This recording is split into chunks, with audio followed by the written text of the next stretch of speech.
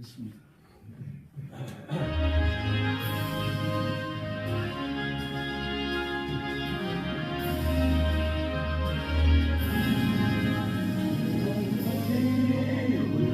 정리고 중한대지 못 보니 슬픔 많은 이 세상도 천국으로 와보다 할렐루야 사랑하세 내 모든 죄 사함받고 주 예수와 동행하니 그 어디나 하늘나라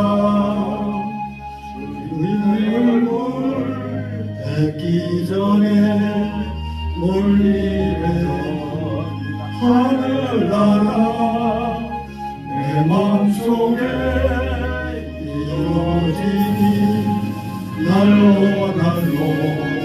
가깝도다 할렐루야 사랑하세 내 모든 죄 사함받고 주 예수와 동행하니 그 어디나 하늘나라 봉사리 거친 들이 조각이나 근거리나 내 주 예수 모신 것이 그 어디나 하늘나라 할렐루야 찬양하세 내 모든 죄 사함받고 주 예수와 동행하니 그 어디나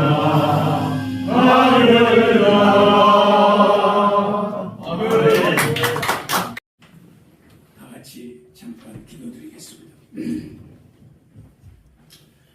하나님 아버지, 오늘 주님 주신 생명의 말씀을 통하여 예수님의 십자가 죽음에 대하여 다시 한번 상고케 하시고 저희들 스스로 삶을 냉정히 돌아볼 수 있는 귀한 은혜의 시간으로 인도해 주심에 깊이 감사드립니다. 오늘 저희들의 거룩한 예배 시간이 부족한 종의 인간적이고 세속적인 음성이 아니라 성령님의 뜨거운 은혜의 목소리가 될 수 있도록 인도하여 주시옵소서. 아멘. 살아계신 예수 그리스도 이름으로 기도드립니다. 아멘. 오늘 귀한 시간 목주고 선후에 여러분께서 이렇게 부족한 종을 초대해 감사합니다. 오늘 말씀은 십자가에서 죽으신 예수 그리스도와 연합하라. 아마 십자가 부활은 얼마 전에도 부활절 주간이고 그랬지만 이 복음의 핵심적인 사항이 예수님의 십자가 죽음이고 부활일 것입니다. 더 이상 누가 얘기하지 않더라도 십자가 우리가 다 아는 건데 무슨 십자가 설교냐 그랬을지 모르는데 또 우리가 성령님이 깊은 십자가에 대한 그걸 주시면 또 그 뜻이 그 하나님의 섭리가 달리 해석될 수도 있는 거죠. 십자가 안에는 이중적인 성격이 있다고 그렇습니다. 첫째는 심판의 의미입니다.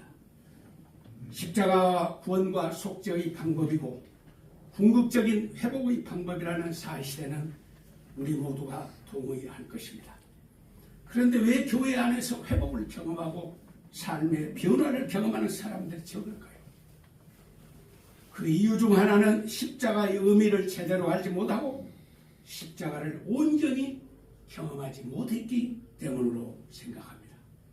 십자가 안에는 놀라운 비밀들로 가득합니다. 그래서 단편적으로는 십자가의 생명과 능력을 경험하는 것도 매우 복된 일이지만 십자가의 비밀을 풀고 들어가면 더 많은 것들을 경험하고 우리가 영적으로 풍성하게 누릴 수 있다는 사실입니다. 그렇다면 어떻게 해서 그 비밀을 풀고 십자가 안으로 들어갈 수 있겠습니까? 그것은 십자가의 본질적인 의미를 아는 것으로부터 시작합니다. 십자가 안에는 심판과 사랑이라는 이중적인 의미가 담겨 있습니다. 이 심판과 사랑이 십자가를 푸는 열쇠인 것입니다. 그렇다면 예수님은 왜 이 땅에 오셔서 십자가에서 가시 면류관을 쓴 채 죽어야만 했을까요? 죄 때문에 하나님의 심판을 받았기 때문입니다. 이와 같이 십자가의 첫 번째 의미는 심판에 있습니다. 십자가에서 죽으시는 예수님은 더 이상 하나님의 아들이 아니라 이 땅의 모든 죄를 짊어지신 죄인의 괴수로서 하나님의 심판을 받아 십자가에서 죽으신 것입니다. 그렇기 때문에 예수님이 엘리 엘리 라마 사박다니, 나의 하나님 어찌하여 나를 버리셨습니까? 이렇게 외쳐도 하나님은 끝까지 침묵을 하신 것입니다. 마지막 날에 우리는 모두 심판을 받게 될 것입니다. 이 심판의 날은 하나님의 뜻대로 살지 않았던 자들에게는 영원한 죽음의 날이 되고, 하나님의 뜻대로 살아간 자에게는 보상이 주어지는 날입니다. 그 평가가 이루어지는 날이 바로 심판날입니다. 그래서 하나님의 뜻대로 살아가는 사람에게는 심판의 날이 더 이상 두렵지 않습니다. 왜냐하면 심판의 날은 보상을 받는 날이요, 주님을 만나는 날이기 때문입니다.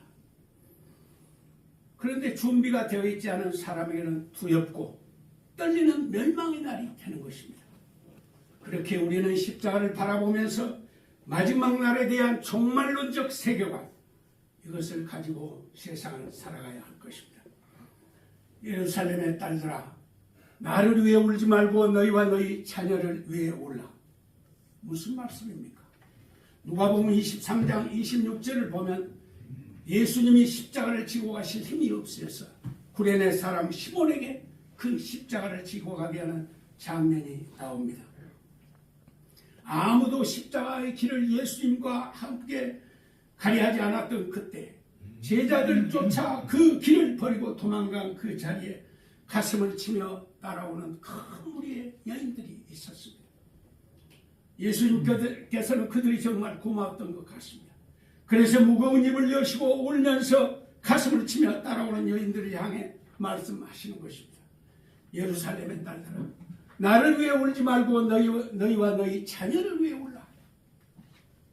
짧은 순간이지만 예수님께서는 십자가가 가지고 있는 본질적인 의미를 그 여인들에게 가르쳐 주셨습니다. 십자가는 예수님 때문에 울어야 될 십자가가 결코 아니라는 것입니다. 물론 예수님 때문에 눈물을 흘리는 것도 매우 귀한 일이고 거룩한 일이겠지. 그러나 궁극적으로는 나를 위해서 울어야 될 십자가이고 내 자녀를 위해서 울어야 될 십자가라는 말입니다. 나를 위해서 울어야 될 십자가라는 말은 무슨 말입니까? 그것은 십자가를 볼 때마다 내 자신을 품고 울어야 된다는 말입니다. 왜 그렇습니까? 구원받고 하나님의 자녀가 되었지만 하나님이 원하시는 대로 살지 못하는 나, 하나님의 뜻을 깨닫고도 여전히 돌이키지 못한 나를 바라보며 울어야 하는 것입니다. 구절적인 죄를 버리지 못하고 때로는 하나님의 자녀로서 세상 사람들과 다름없이 살아가는 나, 그런 나를 돌아보며 울어야 될 십자가라는 것입니다. 그렇다면 내 자녀를 위해서 울어야 될 십자가라는 말은 무슨 의미입니까? 여기서 내 자녀란 내가 낳은 아들, 딸들만을 의미하는 것이 아니라 구원받지 못한 내 가족, 내 이웃들을 의미하는 것입니다. 그 십자가를 바라보면서 구원받지 못한 내 가족들, 내 이웃들을 위해서 울어야 된다는 것입니다. 한 번 울어서는 안 됩니다. 하나님께서 살아계심을 믿는다면 그들이 돌아올 때까지 지속적으로 우리가 가슴을 치고 울어야지. 십자가는 예수님에 대한 정 때문에 슬픔을 못 이겨서 예수님을 사랑하고 존경하기 때문에 울어야 될 십자가가 아니라는 것입니다. 은혜 받고 아멘은 하지만 여전히 고쳐지지 못하고 바뀌지 않는 나를 바라보면서 울어야 될 십자가이고, 구원받지 못한 내 가족들, 내 이웃들을 품고 울어야 될 십자가라는 것이고, 왜 울어야 합니까? 심판을 받아야 하기 때문에 울어야 합니다. 우리가 십자가를 제대로 붙들 수 있을 때 우리는 치유와 회복을 경험할 수 있습니다. 참으로 놀라운 것은 우리가 십자가 앞에 나와 십자가를 붙들 때마다 십자가가 지니고 전해주는 또 다른 메시지가 있다는 사실입니다. 그것은 십자가의 두 번째 의미인 사랑입니다. 심판과 사랑은 매우 상반된 요소입니다. 그러나 십자가에는 심판과 사랑이 모두 포함되어 있습니다. 창조주 하나님은 죄를 절대로 간과할 수 없기 때문에 죄 지은 자를 반드시 심판해야 합니다. 그래서 하나님은 죄의 근원으로서 예수님을 십자가에 못 박아 죽이심으로써 그를 심판하였습니다. 골고다 언덕에서 로마 군병들이 침을 뱉으며 온갖 모욕을 예수님께 퍼부었습니다. 네가 하나님의 아들 예수가 분명히 맞다고 한다면 너 자신을 구원하기 위해 한번 십자가에 스스로 한번 내려와보라. 침을 뱉으며 온갖 모욕을 다했습니다. 그렇다면 왜 예수님은 하필 십자가에서 가시면류관을 쓴 채 비극적으로 죽어야만 했습니까? 그 이유는 죄 지은 인간들을 향한 하나님의 사랑 때문에 있습니다. 이렇게 십자가는 서로 상반되는 이중적인 의미를 가지고 있습니다. 이 세상에 많은 사람들이 외롭고 상처받고 힘들게 살아갑니다. 그런데 십자가 앞에 나오면 위로받고 치유되고 회복될 수 있습니다. 그 이유는 하나님의 아들 예수님께서 나를 사랑해서 자기 자신의 목숨까지 아낌없이 내어주신 것이 바로 십자가이기 때문입니다. 그 사랑 때문에 치유되고 회복될 수 있다는 것입니다. 요한복음 21장을 보면은 제자들이 부활하신 예수님을 두 번씩이나 만나고도 아무런 생각 없이 갈릴리 바닷가로 물고기를 잡으러 가는 장면이 나옵니다. 제자들은 놀라운 부활의 사건을 두 번씩이나 경험했는데도 다시 바닷가로 물고기를 잡으러 나갔습니다. 그렇다면 제자들이 두 번씩이나 부활하신 예수님을 만나고도 왜 갈릴리로 물고기를 잡으러 돌아갔을까요? 저는 아직도 그 치유받지 못한 상처 때문에, 그들의 상처 때문에 그랬다고 생각합니다. 특히 예수님의 12 제자 중 수석 사도인 베드로에게는 상처가 아주 많았을 것입니다. 예수님이 처음으로 제자들에게 십자가 죽음을 예고하셨을 때 베드로가 성급히 나서면서 수석 사도인 베드로지요, 주님 그리하지 마옵소서 이렇게 말을 했습니다. 그러자 예수님은 베드로를 향해 사탄아 내 뒤로 물러가라. 갑자기 수석 사도를 사탄이라, 사탄 너는 사탄이니까 내 뒤로 물러가라 하고 크게 외쳤습니다. 베드로가 예수님 베드로가 사탄이라는 말을 들었을 때 내가 무엇인가 잘못했구나라고 생각은 했겠지만 나중에 두고두고 상처가 되지 않았겠습니까? 또한 예수님은 십자가에 매달리시는 전날 밤 베드로에게 오늘 밤 닭울기 전에 너는 3번 나를 부인할 것이다 라고 말씀하셨습니다. 베드로는 절대 그러지 않겠다고 인간적으로 다짐했지만 결국 3번씩이나 부인하고 말았습니다. 베드로에게 얼마나 큰 상처가 되었겠습니까?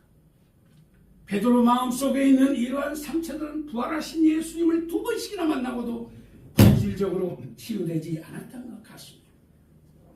예수님을 아무리 열심히 따르며 많은 것을 경험했다고 할지라도 그 마음속에 있는 상처가 치유되지 않으면 결국은 그 상처가 치유될 때까지 하나님이 원하시는 대로 우리가 서지 못한다는 사실입니다. 그런 제자들에게 예수님은 찾아가셨습니다.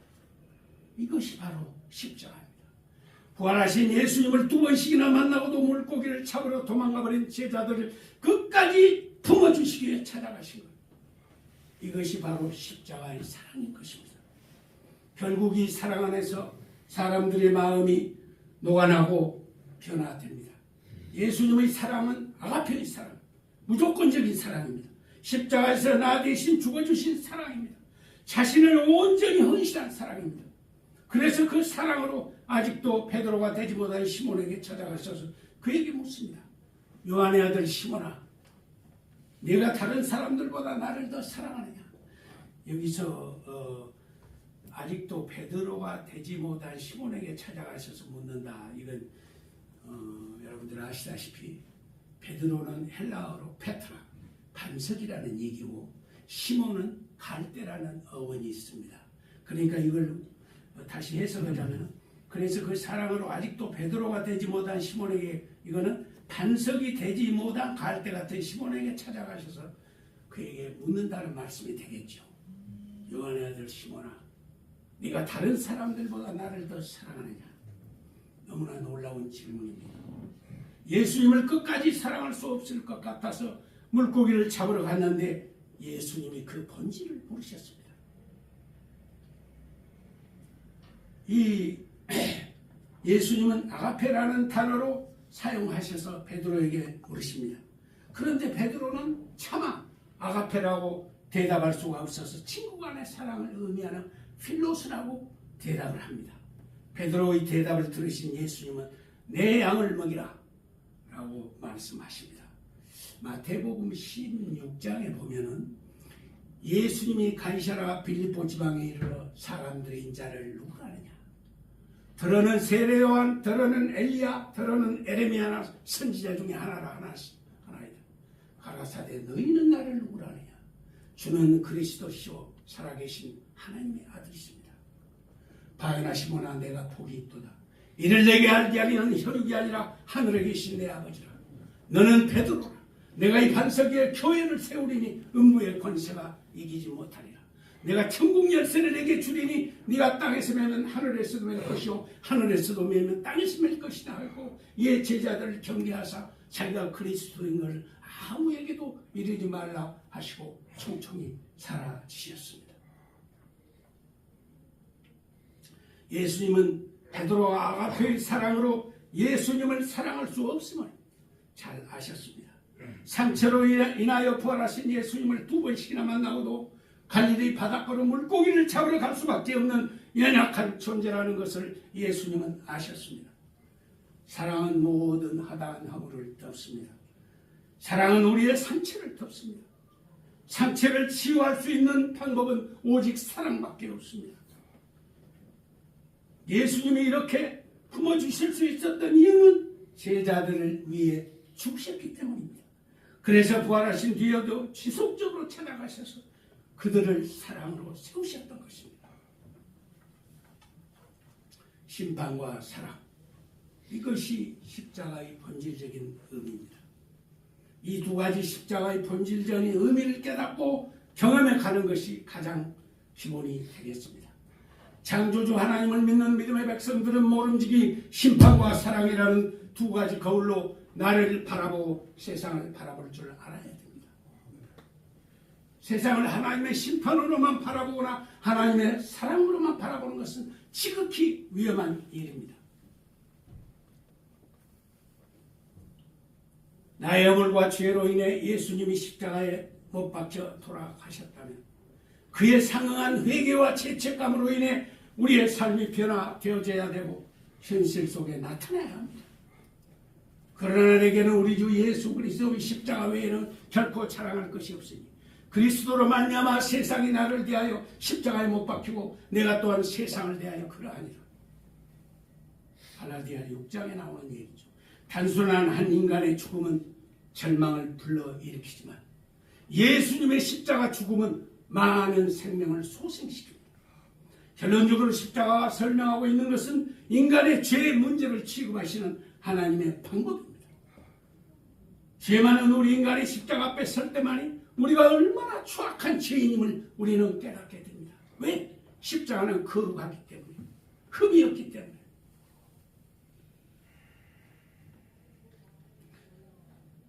다시 말해서 죄의 본질은 무엇입니까? 이는 창조주 하나님에 대한 반역이며 하나님과의 관계를 깨뜨리는 것임을 말하고 있습니다.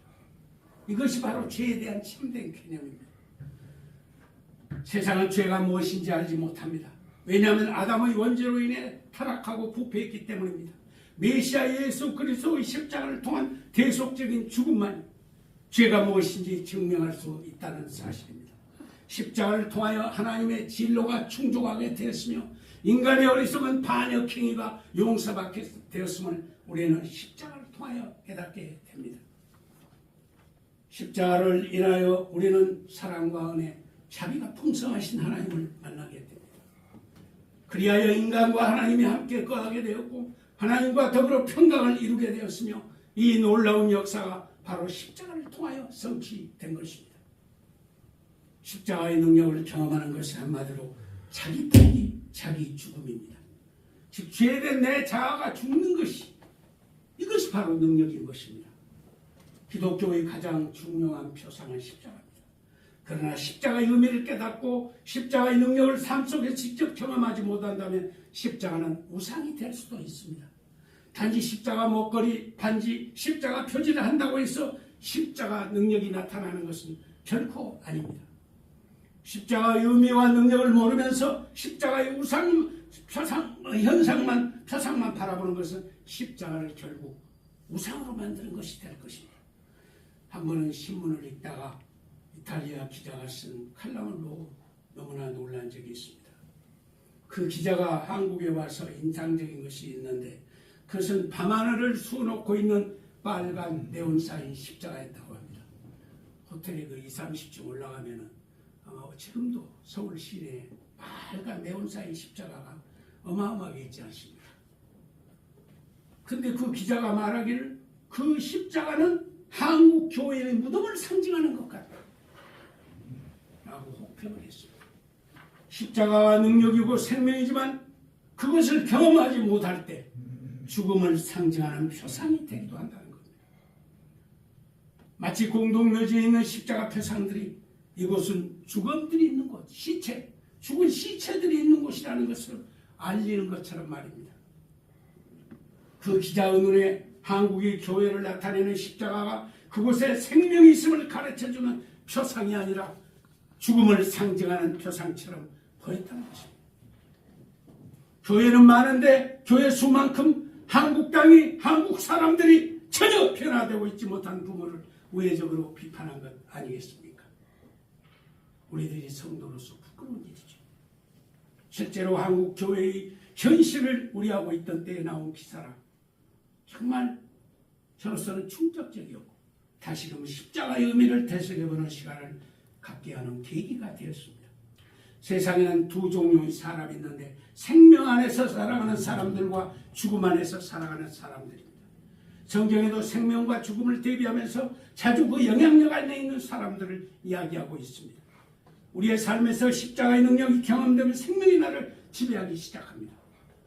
생명을 경험한다는 것은 희망, 소망, 평안, 기쁨, 희락 등 생명이 동반하는 삶의 정서들을 내 삶 속에서 실질적으로 누리는 것을 말합니다.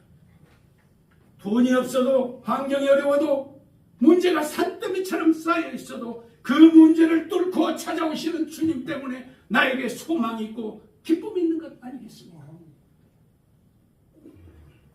그런데 이 생명이 사라지면 죽음이 찾아오게 됩니다. 걱정, 근심, 상처, 아픔 등 죽음의 정서가 삶을 지배하게 됩니다. 얼마나 많은 사람들이 이 죽음을 경험하고 살아가고 있는지 모릅니다. 이미 구원받고 영생의 확신을 가지고 있는 사람들도 죄를 짓고 그 죄가 자신을 지배하기 시작하면서 죽음의 지배를 받게 되는 거 아니겠습니까? 그 죽음에서 우리를 해방시키고 생명을 누리게 하는 능력이 오직 십자가에 있다는 것입니다. 십자가의 능력을 경험하는 것은 한마디로 자기 포기, 자기 죽음입니다. 즉 죄된 내 자아가 죽는 것이고 이것이 곧 능력 아니겠습니까? 죽는 것은 힘들지만 진정으로 죽을 때 능력이 나타납니다. 오늘 그 성경에서 우리가 보다시피 내가 이제 그리스도의 십자가에 못 박혔나니 그런즉 이제는 내가 산 것이 아니오 오직 내 안에 그리스도께서 사신 것이다. 무슨 얘기입니까? 하나님을 믿는다는 사람들이 혈기방자하게 화가 나면 막 분노를 표출하고 그런 것을 우리가 교회에서 많이 보지 않습니까? 부족한 종인 목회자도 때때로 그 분노 조절 장애가 안 돼서, 그런데 그래가지고 강단에서 또 성도들 앞에 선다는 것도 이 부끄러운 일이죠. 내가 십자가에 온전히 못 박히게 되면은 내 자아는 온전히 죽고, 그 죽어야만 거기서 능력이 나타난다는 겁니다. 죄된 내 자아가 죽어야 내 안에 계시는 예수가 살 수 있기 때문입니다.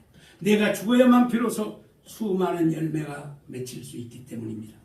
예수님도 하나님의 일이 되어 온전히 죽으셨기 때문에 얼마나 많은 열매를 맺을 수 있지 않았겠습니까? 문제는 내가 죽지 않고 시퍼렇게 살아있으면서 열매를 맺으려고 하는 데 있습니다. 하지만 내가 죽지 않으면 결코 열매를 맺을 수 없다는 게 성경적 진리 아니겠습니까? 하나님이라는 땅에 떨어져 죽지 않으면 하늘 그대로 있고 죽으면 많은 열매를 맺느니라. 십자가의 능력을 경험하는 것은 한마디로 자기 포기, 자기 죽음, 즉 죄된 내 자아가 온전히 죽는 것이고, 이것이 곧바로 능력 아니겠습니까?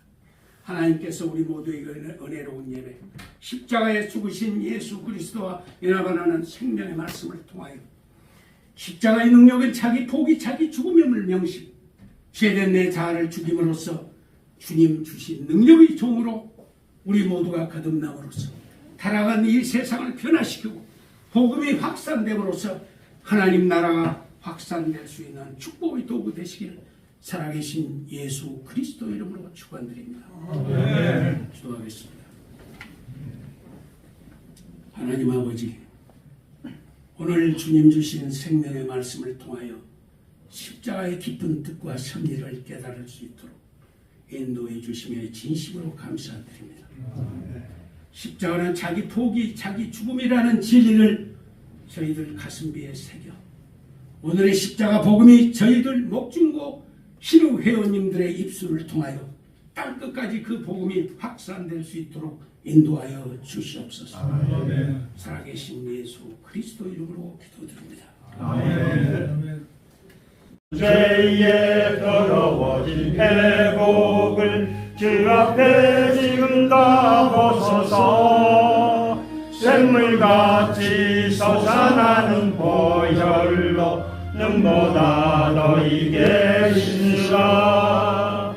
예수의 보혈로 그대는 씻기어 있는가. 마음속에 여러 가지 죄악이 깨끗이 씻기어 있는가. 중보가 교심에 하나님이 세우신 이 나라가 하나님을 영화롭게 하고 하나님을 기쁘시게 할 수 있는 이 기회가 되게 하시고, 하나님을 먹고 목중고 신회가 더욱더 우리 회원님들 한 사람 한 사람이 넘치는 축복을 받아 내 시작은 미약하나 내 나중은 창대하리라고 하신 주님의 말씀처럼 우리 목포 중고등학교 신회가 더욱더 창성하게 발전하고 성장할 수 있도록 도와주시옵소서. 하나님 아버지 하나님을 우리의 몸과 마음을 거룩한 산제사 그러므로 형제들아, 내가 하나님의 자비하심으로 너희를 권하노니 너희는 하나님이 기뻐하시는 거룩한 산제사, 이는 너희들을 영적인 너희는 세대를 본받지 말고 오직